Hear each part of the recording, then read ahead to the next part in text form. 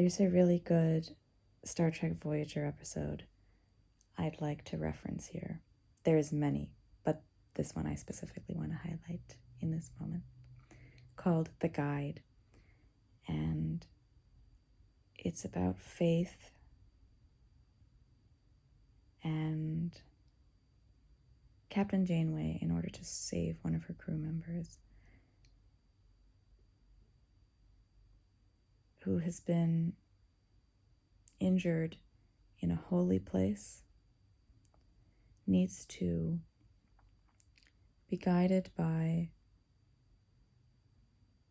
a spiritual teacher of sorts from this place in order to prepare herself so that she can go through a ritual and save this crew member of hers, to whom she has feelings similar to those of a mother, one should note. And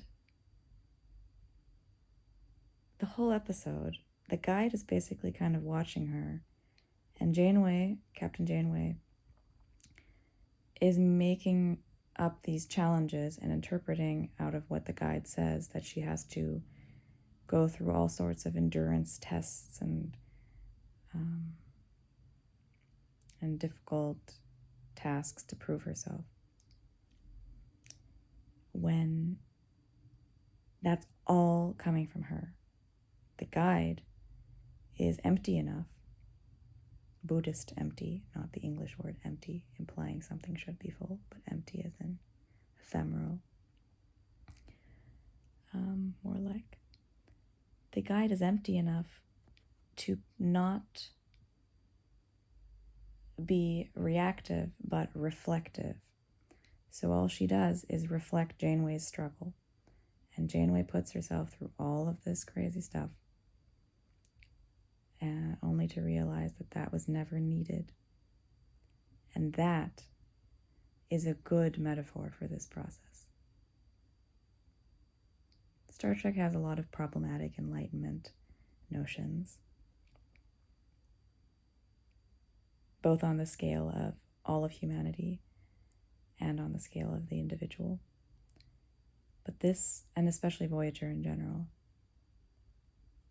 they tap into the topic of spirituality in a really beautiful way, which, unbeknownst to me at the time, is the reason why it's always been my favorite Star Trek show. And what I want to say with this is I can see how exactly all of that has happened in my own journey. And when people say, you don't have to meditate to wake up, you don't have to read this book to wake up, you don't have to do any of it, it's all already here. That is correct. But it's also correct that you gotta do what you gotta do. You're gonna have to do what you think you do until you realize you don't have to, at which point you will no longer think you have to do it and then no longer have to do it.